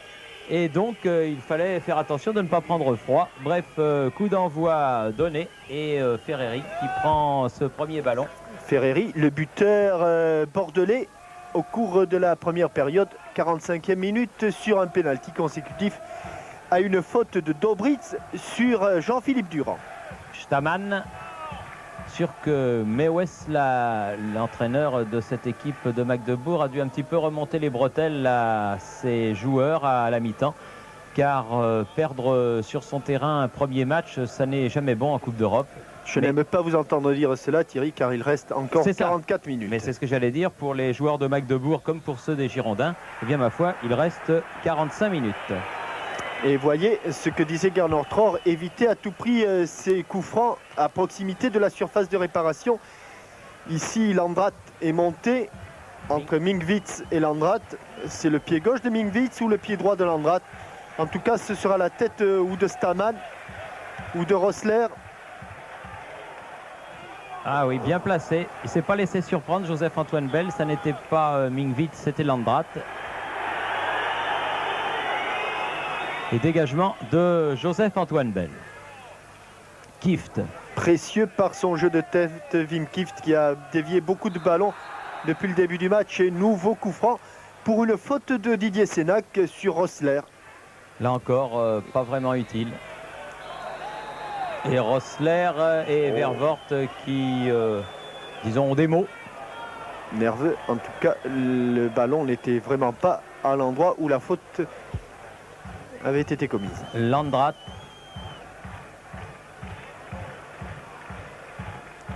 Là non Petite plus. balle piquée dans la surface. Lassig, contré par Didier Sénac tout à fait régulièrement. Ah, ça va être Verdun pendant 40 minutes. Didier Sénac, quand il le veut, qui peut jouer tout à fait régulièrement, qui est un bon défenseur. Et on se demande pourquoi il fait des tacles comme celui que l'on a vu justement à Brest lors de ce dernier match sur Ginola. Tacle terrifiant. Didier Sénac peut jouer tout à fait autrement, même si les défenseurs, comme l'on dit, ne sont pas des poètes. Mingvitz cette fois-ci. Là, il n'y a pas de doute. Ce sera son pied gauche. Il est tout seul, deuxième poteau, toujours vers Staman qui remet hors-jeu dans l'air. Et la balle rebondit sur le poteau de Joseph-Antoine Bell qui avait laissé l'action se poursuivre puisque le drapeau avait été levé par M. Schnitzel et que l'arbitre avait signalé qu'il avait suivi son juge de touche. Battiston. Encore la tête de Kieft qui est pratiquement le seul à pouvoir rivaliser avec les Allemands dans le domaine aérien. Ballon en profondeur et premier corner, me semble-t-il, en faveur de l'équipe des Girondins cette partie. Alors que l'on avait revu la tête et surtout le hors-jeu de Lassig, Heiko Lassig. Jean-Philippe Durand qui s'en va là-bas pour tirer ce corner. Il y en a eu un en faveur de Magdebourg en première mi-temps qui avait amené ce but refusé, mais en fait il n'y avait pas corner, c'était une petite faute d'arbitrage. Ah, la balle qui rebondit sur l'arbitre, mais l'arbitre fait partie du jeu, mais c'est un bleu qui en a profité, tant mieux d'ailleurs. Rossler finalement au terme de cette contre-attaque avec Gerlach. Cette fois-ci, contré régulièrement. Vicente Lizarazu lui accroché par Schneider d'une manière tout à fait irrégulière. Alors que un projectile. Bouteille, oui. Tout à l'heure, il y a déjà eu une bouteille. Là, c'est une petite bouteille. C'est une petite bouteille aussi de Schnapsi qui est arrivée sur le terrain et que Patrick Battiston promptement a renvoyé sur la touche, constatant qu'elle était vide. Il le regardait si elle avait été non, pas pendant le match, je crois pas. Non. Battiston. Et il faut toujours chercher cette tête de l'international néerlandais Wim Kieft. Celle de Ferreri qui prolonge. Minkiewicz. Et surtout aller défendre très haut pour empêcher de donner ces bons ballons. Lassig. Heiko Lassig. Bien fait, Staman. Cheboula. Voilà le pressing, c'est ça exactement le schéma de jeu que devraient prendre les Girondins, avec toujours une défense haute pour éviter que ces joueurs-là ne servent de rampe de lancement à Lassig et à Rossler. Gerlach qui a donné justement à Rossler. Très bel ailier gauche, beaucoup d'allure, très grande jambe. Faute. Contact par derrière. Très belliqueux, petit roquet un petit peu ce numéro 7, Stéphane Mingvitz. Très agressif. Staman, le géant barbu au coup franc, pied droit. Tête de Battiston. Vicente Lizarazu, attaqué par Gerlach. La touche sera pour le Football Club de Magdebourg. Plus agressifs les ex-Allemands de l'Est. C'est difficile oui, de s'en passer. On a du mal à s'habituer. Enfin, je pense que nos téléspectateurs rectifieront de même. Rossler et corner concédé par Jean-Pierre Bade en faveur cette fois-ci Et corner indiscutable de Gerlach et de l'équipe de Magdebourg alors que l'on joue la 7e minute de cette deuxième mi-temps. Beaucoup de monde à hauteur de la surface de réparation. Au moment où Staman allait frapper, il a été contré. Bien joué de la part des Girondins qui sortent par Dogon. Mais regardez, il y a peu de monde devant et c'est Jean-Philippe Durand qui est obligé d'aller au contact. Je suis pas sûr au moment où la tête a été réalisée, mais c'était tout juste. Oui, c'est au millimètre près. Kieft en tout cas ne l'était pas, ça c'est sûr. Mais ça pourrait donner des idées aux Bordelais, car on sent les Allemands se découvrir de plus en plus et devenir également de plus en plus nerveux. Durand. Planck qui a alerté devant, ballon récupéré par Sénac vers Vort. Bien joué en 1-2 avec Jean-Philippe Durand, remarquable depuis le début de cette partie. Il a pris de vitesse. Ferreri, Siersleben, Ferreri rentre dans les 16 mètres, va pouvoir centrer.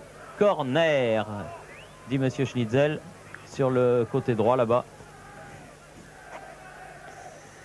Et deuxième corner.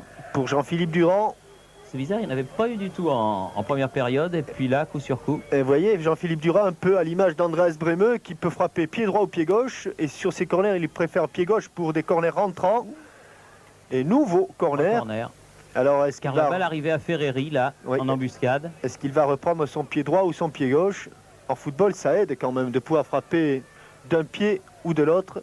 Là, il a choisi délibérément la trajectoire rentrante. La tête de Sénac qui était montée.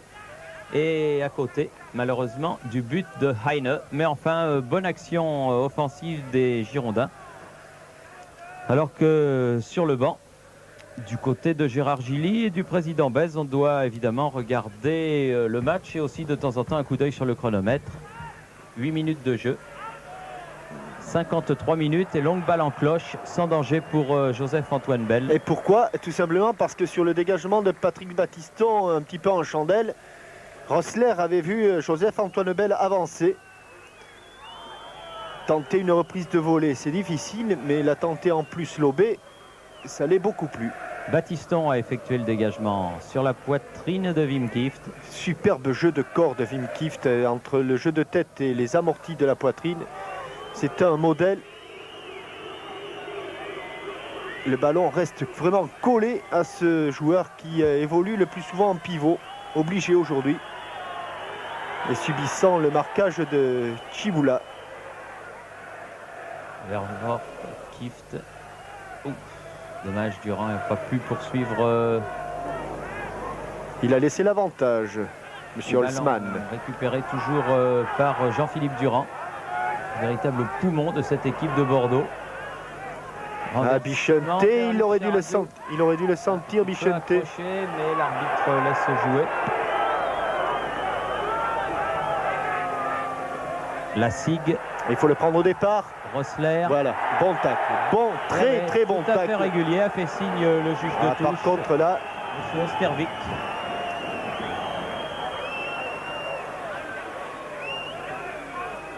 Landros qui a donné ce ballon en avant sans problème.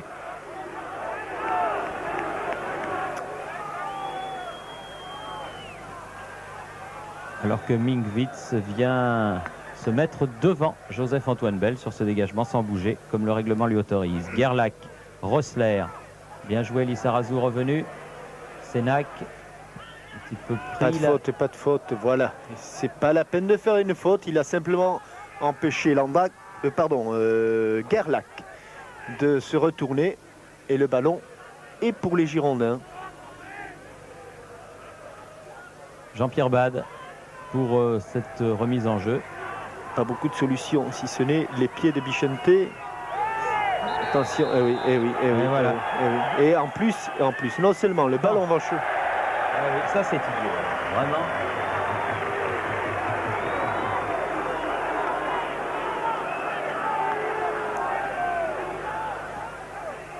Kieft.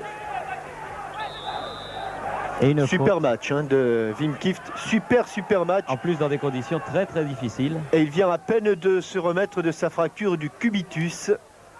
Il avait fait son retour à l'occasion du match contre Brest. Ça ne s'était pas très bien passé, mais là, très utile.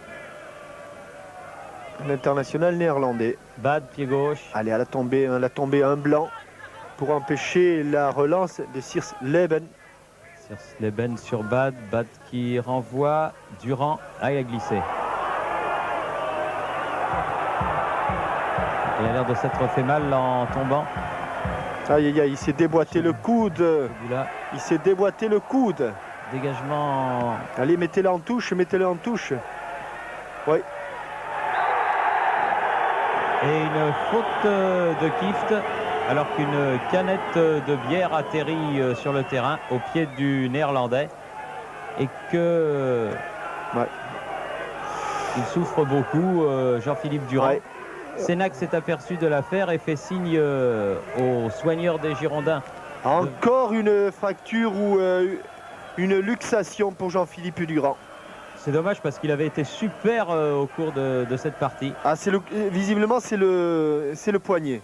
Si c'est le poignet, ça risque d'être moins ennuyeux. J'avais craint un moment que ce ne soit le coude. Je crois qu'il est mal tombé, Jean-Michel. Et je crois aussi qu'il s'est fait un petit peu marcher sur le poignet. C'est pas impossible, oui. C'est pas impossible. Si c'est ça, c'est un moindre mal. En tout cas, voilà le premier arrêt de jeu et Jean-Marc Ferreri fait signe au banc qu'on va devoir procéder à un changement. En tout cas, immédiatement, Wim Kieft s'est aperçu de la gravité de cette blessure. Ah oui, c'est plus grave que prévu parce qu'on gonfle une attelle. Ah donc, oui. Oui, le bras est dans un... Regardez l'angle que fait la main avec le bras. Oui. Je pense et je crains qu'il n'y ait une fracture, malheureusement. Non, ce n'est pas le poignet. J'ai espéré un temps que ce soit le poignet. Mais regardez, on a gonflé la telle. Gros coup dur pour les Girondins et aussi pour l'équipe de France, puisque Jean-Philippe Durand est un homme de base de la sélection de Michel Platini et que dans moins d'un mois maintenant, c'est le déplacement en Albanie. Ça, c'est un sale coup vraiment pour les Girondins et pour tout le football français. C'est le genre de chute que l'on demande de ne pas faire au judoka. On va revoir, il glisse et je crois qu'il met son bras en opposition. En porte-à-faux, oui, il met son bras en opposition lors de la glissade et je pense que c'est là que le bras droit, alors est-ce que c'est le radius, le cubitus, est-ce que c'est le poignet? On ne le saura qu'après la radio. Mais malheureusement, la façon dont a réagi Wim Kieft en voyant son coéquipier au sol ne laisse planer aucun doute, la blessure est grave. Oui, et le jeune Christophe Dugarry va rentrer donc à la place de Jean-Philippe Durand, auquel on souhaite que ce soit vraiment guéri le plus vite possible, cette grave blessure qui jette un voile de tristesse sur cette rencontre de Coupe d'Europe. C'est vraiment dommage parce que nous avions eu l'occasion de vous dire combien Jean-Philippe avait été bon depuis le début de ce match. Et que les supporters des Girondins, il y en a quelques 200 à 300 en tonnes de vibrants allez Bordeaux. Et que Christophe Dugarry, eh bien c'est un pari que tente Gilly, car Christophe Dugarry est un attaquant. Jean-Philippe Durand, lui, c'est un peu tout. Ça peut être un attaquant, ça peut être un milieu de terrain. Michel Platini en a même fait un défenseur. Alors Christophe Dugarry a une lourde succession à assurer et à assumer. Gerlach tire ce coup franc. Petite balle piquée vers Staman, mais c'était mal donné. Sortie de Dogon. Regardez ce que fait Dogon. Il faut qu'il... Voilà, c'est bien. Il n'y avait personne à la réception. Mais il continue un petit peu à la manière d'un rugbyman qui suit son coup de pied. Siersleben vers Rossler. Dans les bras de Joseph-Antoine Bell, cette passe en retrait. Ouh là là, oui. Sévèrement bousculé par un homme Chiboula qui a déjà un avertissement. Il ne faudrait pas que cette blessure trouble par trop les esprits bordelais. Il s'était calmé hein, après les 20 premières minutes assez rugueuses que vous aviez évoquées. C'est quand même toujours très tendu. Hein, c'est vrai que c'est toujours limite. Il faudrait pas grand-chose pour une petite étincelle pour mettre le feu. Oui, on the edge of the razor, comme disent les Britanniques, c'est-à-dire sur le fil du rasoir. Et toujours ce ballon en retrait. Et pour, toujours des Antoine Bell. Girondins qui mènent 1-0. Moi j'ai 16 minutes de passé à mon chrono, mais il y a bien eu 2 minutes d'arrêt de jeu pour malheureusement la sortie de Jean-Philippe Durand. Et monsieur l'arbitre autrichien, monsieur Holzmann, en tiendra certainement compte. Heine relance vers son numéro 10, Dobritz. Schneider. Staman. Et bonne De défense Battiston. aérienne de Patrick Battiston. Ah, Mingwitz. Attention, Stéphane Planck. Et monsieur Venet expulsé. Il va être oui. expulsé. Eh oui, parce qu'il en avait déjà un. Eh oui, il est expulsé. Non, eh oui, il regarde son petit carton et monsieur Stéphane Planck expulsé. C'est ridicule de. Mais oui, mais c'est tout à fait logique. Et il le sait, Stéphane Planck, il est averti. Et il met son. Il fait une faute tout à fait caractéristique. Il joue carrément l'homme, oubliant le ballon. Ah, ça va être très dur cette dernière demi-heure pour les Girondins de Bordeaux. Réduit à 10 après l'expulsion de Planck et surtout après la sortie sur blessure de Jean-Philippe Durand. Très difficile fin de match en perspective. Dobritz tire le coup franc. Coup de tête de Dogon. Coup de tête de Ferreri. Sur Sleben. En profondeur. Dobritz est sorti de Joseph-Antoine Bell qui va être sollicité, Joseph, ça c'est sûr. Qui va être obligé de jouer assez loin de sa ligne de but et qui aurait tout intérêt à soigner ses dégagements parce que il redonne immédiatement le ballon au bleu là depuis quelque temps. Et il faut souffler un petit peu.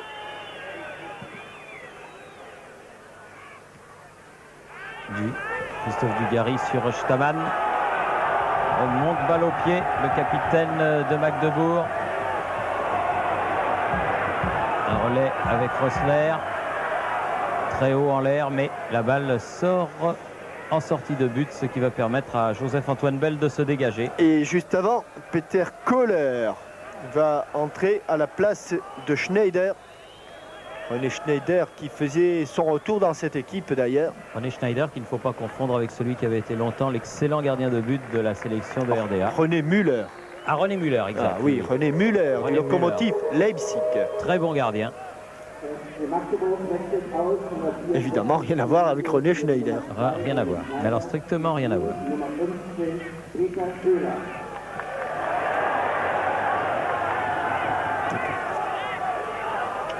Ferreri. Battiston. Baptiste un peu n'importe où. Baptiste. Leben.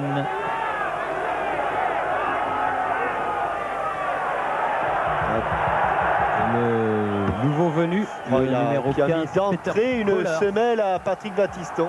D'entrée. Ouais. Je ne sais pas si monsieur le juge de touche l'a vu. Monsieur Ostervik.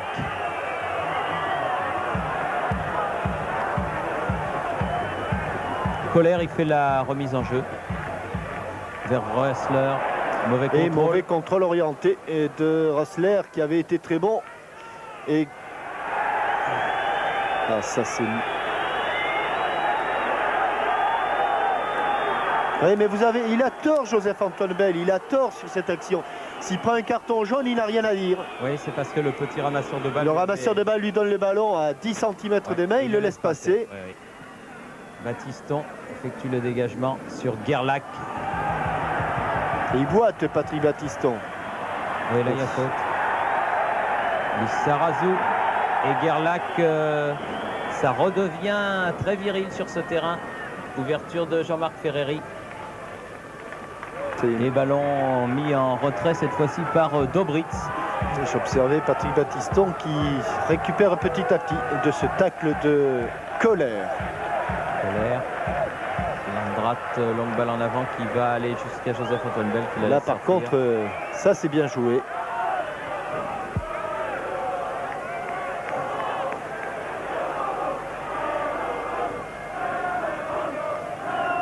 Battiston. S'il dégage, c'est la preuve qu'il a maintenant complètement récupéré. Faute de Chiboula. Faute. Oui. Bien vu, monsieur Holzmann.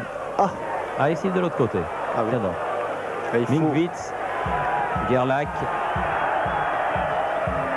Colère, Mingwitz. Attention. En retrait. Relais. Entre mais entente qui peut profiter 2 contre 2. Ferreri. Il est en vitesse pure, il est supérieur à Sisleben, mais il préfère repiquer au centre et aller chercher Wim Kieft. Wim Kieft sur le côté, face à Chiboula, remise. Ah, c'est dommage, il a voulu remettre pour Christophe Dugarry, mais il venait de très loin, le jeune Dugarry, et n'a pas pu maîtriser ce ballon. Il y avait un bon coup de contre à jouer, là. La Sigue qui a été lobée, et Dogon qui peut donner tranquillement à Joseph-Antoine Bell. Alors, nous avons donc dit 22 minutes seulement, ça passe moins vite qu'en première mi-temps. Thierry, Jean-Michel.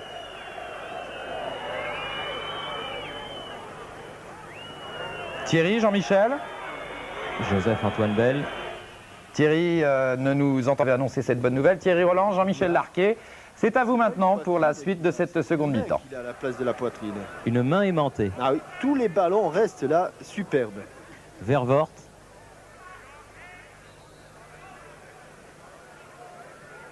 Avec Ferreri, Dugarry, Bad, Ferreri, avec Bad, bien joué. Ah, il s'est infiltré, Jean-Marc Ferreri, très vif, pesant. Ah, il a cherché la tête. Oh, quelle erreur du gardien René Dirk Heine. Heine, oui, et il avait été un petit peu affolé par la présence aux avant-postes de Wim Kieft. Ah, bien joué. Jean-Pierre Bad, le long de la ligne, peut centrer. Par contre, il a raté le centre. Staman. Il avait fait le plus beau. Vervoort pris de vitesse. Gerlach. Pas de faute, pas de faute, surtout pas de faute. Voilà. Pas de faute. Oui, bien joué Vervoort. Solide. Allez se replacer du côté des Blancs. Staman sur ce on ballon. On ne peut pas se replacer offensivement, il faut se replacer défensivement. Longue balle en avant vers la Sigue. Colère, Lobé, Gerlach. Au second poteau, il y a beaucoup de monde là-bas. Il y a beaucoup de monde. Dugarry de la tête, corner. Non, faute. Sortie de but. Sortie. Touché au dernier moment donc par un joueur de Magdebourg qui devait être l'avant-centre Heiko Lassig. Et dégagement donc toujours de Patrick Battiston. Il avait cherché loin là-bas au second poteau. Vous avez une explication au non-dégagement de Bell sur ces ballons? Déjà que lorsqu'il dégage en cédant les mains, il a eu des problèmes, Joseph. Alors le ballon au sol, il a sans doute un petit peu perdu contact. Ça m'étonne parce que si vous mettez Joseph-Antoine Bell dans le champ, et je l'ai vu jouer dans le champ, je peux vous dire que c'est un excellent footballeur. Et donc je pense qu'il a une petite crise de confiance dans son dégagement, dans ses frappes de balle. Mais en gardien de but, on lui demande surtout d'arrêter le ballon avec les mains. Les pieds, c'est important, mais par la suite, encore un joueur au sol. Oui, c'est Ferreri. Ouais, qui a pris se tient le genou. Un bon coup, là.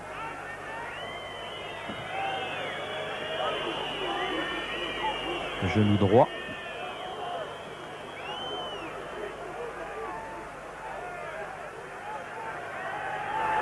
Et les secondes défilent avec toujours ce même score de 1-0 depuis la dernière minute, la dernière seconde, dirais-je, de cette première mi-temps. Et ce penalty de Jean-Marc Ferreri.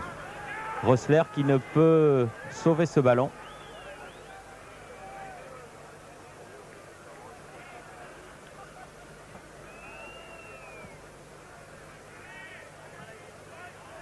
Bad. Très haute cette relance de Jean-Pierre Bad. Ah, il est solide, le petit Bichante. Allez, petit Bichante. Oh là là là là là là. Superbe. Ça vaut un carton. Hein. Superbe au Sotogari de Staman. On peut hésiter là entre Osotogari et de Hashibarai, mais c'était une superbe prise de judo. En tout cas, on n'a pas hésité sur le carton qui est sorti de la poche de Monsieur Halsman. Et ça fait donc un troisième Allemand qui est averti. Et le capitaine Stamann. Vicente Lissarazu qui avait subi à peu près le même vol plané lors d'un match en Islande avec les espoirs et qui avait nécessité ensuite la pose d'une Minerve. Mais le Basque est solide et le Basque va se relever car il n'y a plus beaucoup de solutions sur le banc de touche bordelais maintenant. Qu'est-ce qui est plus solide, le Basque ou le Béarnais? Le Basque. Et le Basco-Béarnais. Alors là, je vous dis pas. Le Basco-Béarnais, ça c'est de Thierry, 2 secondes, Gilles Esté, l'attaché de presse des Girondins est là, sans doute pour nous donner des nouvelles de Jean-Philippe Durand. D'après le docteur Montero, il semblerait que Jean-Philippe Durand ait une luxation du coude droit. Ouais. Alors, à l'hôpital, mais pour rassurer tout le monde, pour remettre en place cette luxation. Luxation, donc c'est beaucoup moins grave que fracture. Ah non, non, malheureusement Thierry, j'aimerais bien, mais luxation de l'écrâne, c'est toujours ennuyeux. Oui, parce qu'il y a les ligaments qui craquent en même temps et ça, c'est pas très bon. Oh là, pas loin de la lunette de Dirk Heine. Le coup franc de Ferreri. Enfin, donc, il s'est bien fait ça en tombant, en chutant et en mettant son bras en opposition. Oui, en porte-à-faux, juste devant nous. Malheureusement, on avait bien vu cette action. Sénac. En tout cas, sans celui qui s'avère être leur meneur de jeu maintenant, Jean-Philippe Durand, eh bien les Girondins tiennent toujours. Et ils tiennent bien.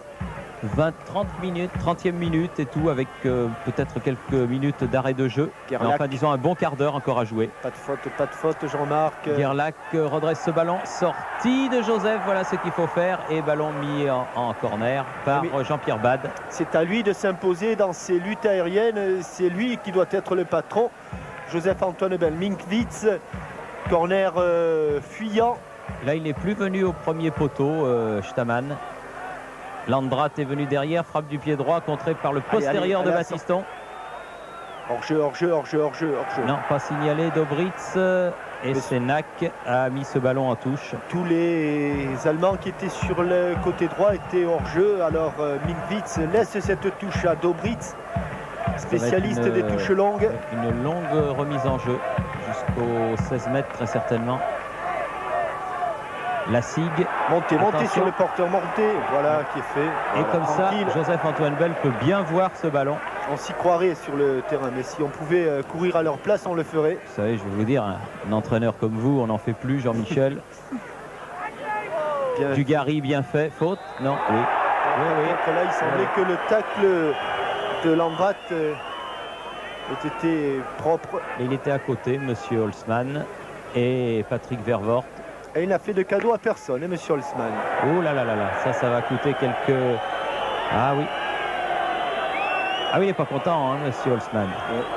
L'Autrichien n'aime pas les pétards et il va aller le dire au superviseur. Toute la recette de ce match va passer dans les amendes de l'UEFA. Alors là, je veux dire, alors beaucoup plus. Parce que le marque est fort, mais le franc suisse l'est tout autant. Ça, c'est sûr. Voilà.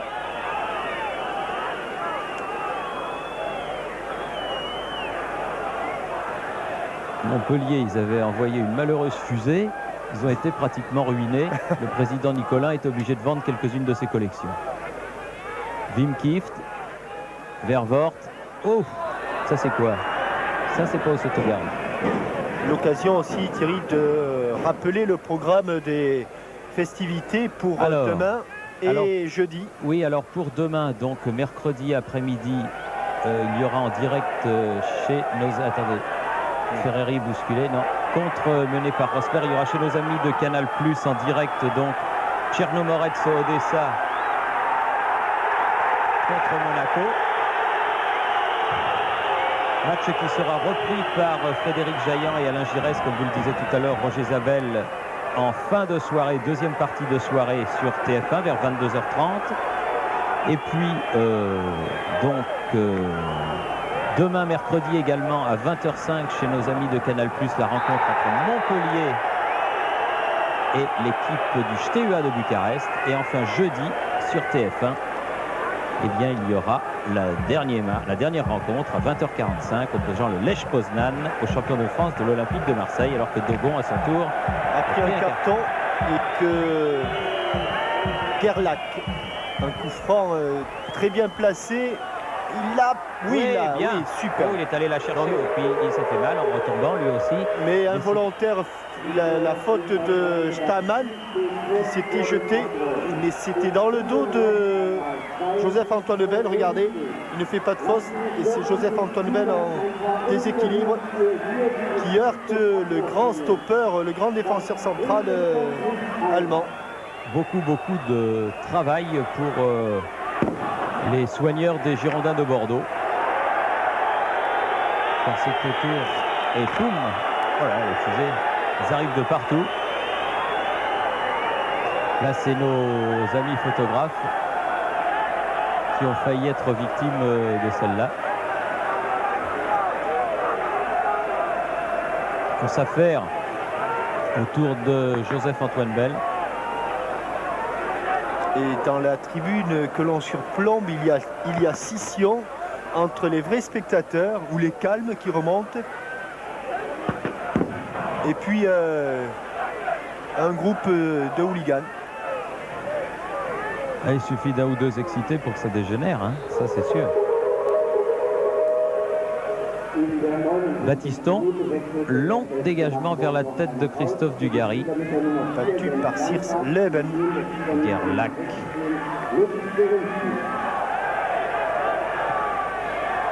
Keller, intérieur du pied, la Sigue. Ah non, complètement manqué. Bien joué, Jean-Marc Ferreri venu défendre. C'est bien fait ça. Oui, ça aussi. Vervort, faute de Gerlach. Mais oui. Le public proteste. Mais c'est vrai que cette équipe de Magdebourg est rugueuse, c'est le moins que l'on puisse dire. Et les Bordelais ont l'intelligence de surtout ne pas répondre aux provocations, de jouer leur jeu. C'est vrai que le tableau d'affichage les y invite puisqu'ils mènent 1-0. Oh, ça va aller très mal pour Magdebourg. Et oui. D'ici que l'arbitre n'arrête le match avant la fin. Il n'arrête pas d'y avoir des jets de bouteilles. Et M. Halsman, pour la deuxième fois, va voir le délégué UEFA qui est descendu maintenant de la tribune.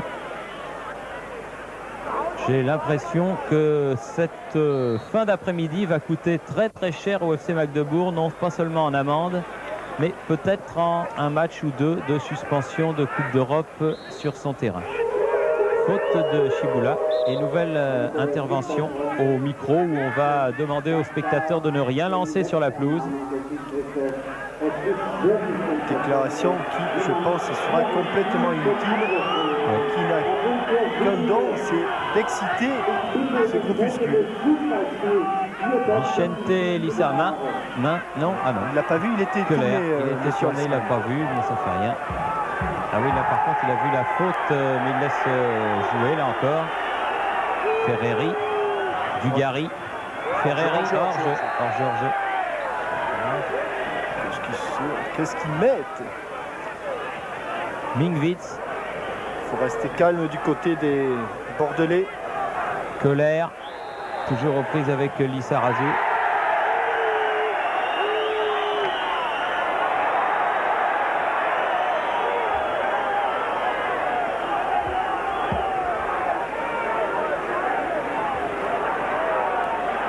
Mingwitz, Gerlach sur le côté, Rössler. Alors qu'il reste grosso modo 9 minutes à jouer, plus les arrêts de jeu éventuels. C'est soumis à la discrétion de monsieur l'arbitre. Il n'y a pas hors-jeu, touche Sears-Leben, très loin. Dégagement bien fait de Vervoort, très loin. Christophe Dugarry à la chute du ballon, parfait. Oui. Il a jeune Chiboula a donné derrière à Heine. Il a pigé le coup tout de suite, Christophe Dugarry. Gerlach. Ah oui, avec une faute de Ferreri là. Oula. Ah, il va pas se laisser faire. Voilà, coup de tête de Colère. L'arbitre l'a vu, n'a rien dit. Ah, la partie retour au Parc Lescure vaudra le déplacement, ça, c'est une certitude. Siersleben. Il faut l'enfermer là-bas dans le coin, l'empêcher de se retourner. Il n'y est pas allé assez vite, Patrick Battiston, ce qui va permettre à Siersleben, non. Et non, bien joué Patrick, il a du métier. D'un petit coup de patte, il a écarté ce ballon. Mais c'est pratiquement un corner, hein, Siersleben. Siersleben toujours. Allez, on dégage. Loin on devant. essaye de bien relancer, on s'applique. Battiston sur le côté. Minkwitz, Gerlach.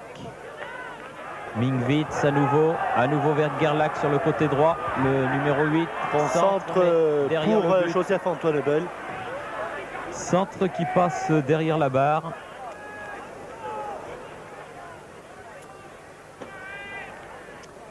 Et la bonne affaire girondine, cher payé, semble se confirmer. Ah oui, parce qu'il y a la blessure de ce pauvre Jean-Philippe Durand.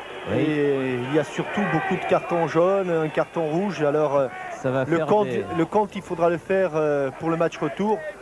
Minkwitz.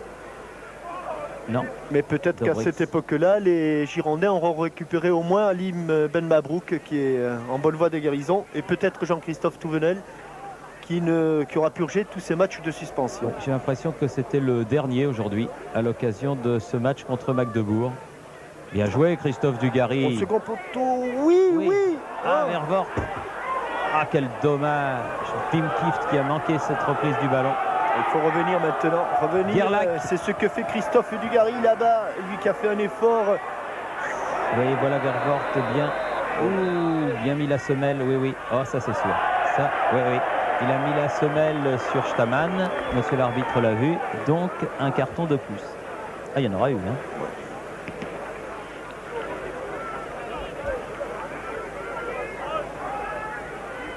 Minkwitz. Il a joué court. Chiboula.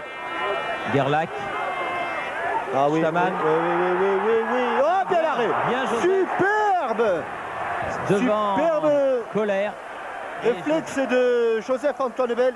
Il a mis ce ballon en corner, la main n'a pas tremblé.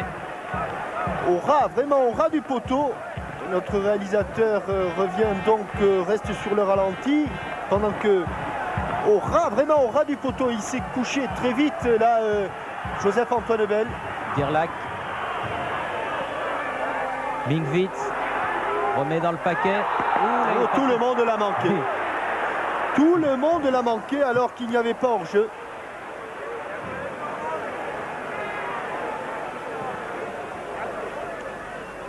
Dugarry. Aïe, un petit peu trop tardé. Keller est revenu. Siersleben.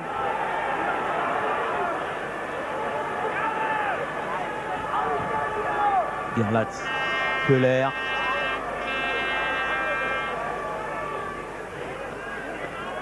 Dobritz là-bas qui court après ce ballon alors que on est entré à mon chrono dans les 5 dernières minutes de ce match et que c'est une nouvelle longue remise en touche. Siersleben pour la tête de Christophe Dugarry. Jean-Marc Ferreri qui va faire le pressing sur Gerlach avec une faute du Bordelais. Rossler. Ah, c'est un vrai match de coupe qu'auront disputé ce soir les Girondins de Bordeaux à l'occasion de ce deuxième match aller des rencontres de Coupe d'Europe. Et belle sortie face à Rossler de Christophe Dugarry. Ils sont 4 contre 2 les Girondins avec une balle en profondeur pour Wim Kieft alors que la défense de Magdebourg se replace. Kieft qui change de côté là-bas pour Jean-Marc Ferreri qui remet devant pour Dugarry du bout du pied. Oh là là, Vicente Lizarazu qui était seul avec Sieberslugen derrière lui n'a pas pu maîtriser ce ballon. La fatigue de fin de match. Belle occasion. Attention au contre maintenant, c'est d'un but sur l'autre. Minkwitz à la limite de la surface de réparation. Mauvaise passe, ça va être pour Jean-Pierre Bade. Dobritz. Siersleben. Dégagement de Bichente Lissarazu, Vervoort, Dogon. Dogon, très athlétique Dogon. Oui, Mingwitz, taclé. Et faute et nouveau carton.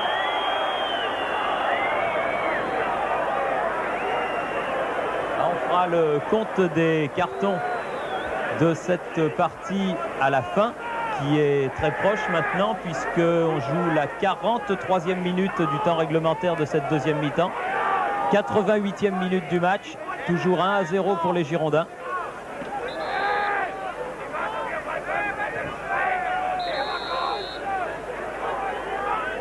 Elissa Razou, auquel on demande de jouer ce coup franc. Les grands gabarits bordelais ne sont pas montés. Wim Kieft seul. Récupération de Vervoort au milieu du terrain. Wim Kieft est tout seul à se battre aux avant-postes. Keller, contré. Jean-Marc Ferreri. Toujours lui. Lissarazu. Une balle qui est passée au ras du deuxième poteau de l'équipe de Magdebourg.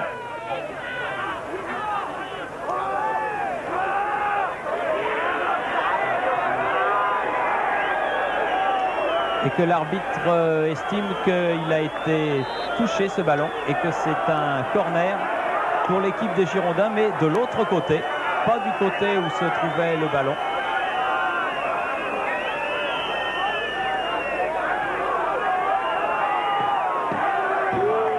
Lissarazu qui va tirer ce corner sous les canettes de bière qui lui tombent dessus. Difficile de tirer un coup de pied de coin dans ces conditions. Lissarazu, deuxième poteau, tête de Wim Kieft. Staman, il y avait une faute sifflée. Mauvais coup franc et interception de Christophe Dugarry. Siersleben, Staman, Gerlach. Il faut remonter tout le terrain pour les joueurs de Magdebourg maintenant, ce que s'efforce de faire Gerlach. Lassig, Keller. Centre de Keller, dégagement de la tête de Battiston. Ferreri. Bien joué pour Dogon qui est venu épauler son camarade. Dogon à la lutte avec Gerlach et ballon contré au tout dernier moment par Staman sur ce tir de Dogon. Et dégagement en sortie de but de Heine alors que le temps réglementaire est maintenant terminé. On joue les arrêts de jeu dans ce match du premier tour. Du deuxième tour, pardon, match aller du deuxième tour de la Coupe de l'UEFA. Et un coup franc en faveur du FC Magdebourg que va jouer Mingwitz très vite. Siersleben, ils sont tous devant et avec ses bras alors que Rossler était signalé hors jeu. Joseph Andouanbel avait pris ce ballon, Dugarry, et alors que vous ne le voyez peut-être pas sur ces images, un immense drapeau tricolore amené par les militaires, alors que Jean-Marc Ferreri est accroché juste à la limite, mais il tombe plus que de fatigue que de cet accrochage. Le grand drapeau tricolore s'est déployé devant la tribune officielle. Peut-être que notre réalisateur nous le montrera, alors que Bad expédie une des dernières balles en retrait vers Joseph Andouanbel. 46 minutes de jeu, une minute de plus que le temps réglementaire. Kieft, Dugarry. Dugarry poursuivi par Stallman. Pas de faute à estimer, monsieur l'arbitre. Lassig, Gerlach. Sur le côté, Mingwitz, mais interception encore de Bichente Lissarazu. Gerlach. La touche est pour les joueurs de Magdebourg ou pour les joueurs de Bordeaux. Il me semble que c'est pour les joueurs de Bordeaux, exact. Battiston préfère laisser à Lissarazu. Jouer vite. Oh, elle n'était pas très bonne, mais enfin, l'arbitre l'a excusé. Vu la dépense d'énergie qu'il y a eu au cours de ce match. Stallman a bien fait de la part de Vervoort, crédité lui aussi d'un très bon match, comme tous les Girondins qui auront vraiment mouillé leur maillot à l'occasion de ce match, c'est le moins que l'on puisse dire. Et une bonne balle en profondeur pour Jean-Marc Ferreri alors que Siersleben est venu couper et que la passe de Bichente était un petit peu forte pour Jean-Marc. Long dégagement, 47 minutes et 30 secondes maintenant que la deuxième mi-temps est commencée. Sénac, Dugarry, faute sur le jeune Bordelais. Au pied de ce drapeau tricolore que vous voyez, là je vous l'avais annoncé tout à l'heure. Un drapeau des jeunes Français qui sont à Berlin et qui sont venus voir ce match. Didier Sénac, toujours pour Wim Kieft, Siersleben et monsieur Halsman qui ne siffle toujours pas.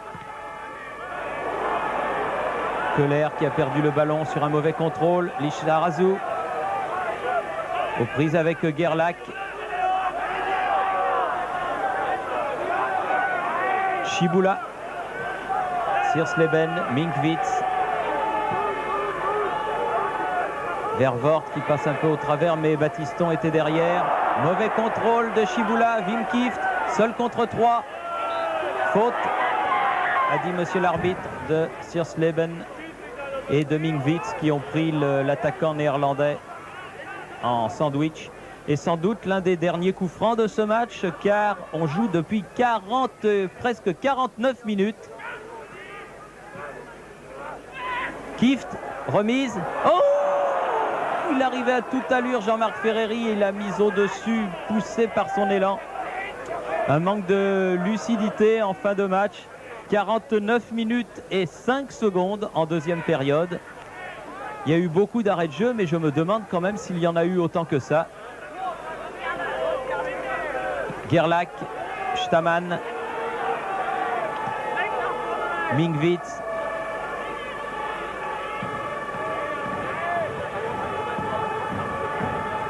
Dobritz, Minkwitz. Aux prises avec Jean-Pierre Bade. La touche est pour les Allemands. Keller, Minkwitz et encore une fois Sénac qui met ce ballon en corner, mais tacle irrégulier, estime monsieur Halsman. C'est un petit corner. Minkwitz, sortie de Joseph-Antoine Bell au milieu d'une grappe de joueurs. On a atteint les 50 minutes avec une faute de Dobritz. Bell qui joue avec Dogon.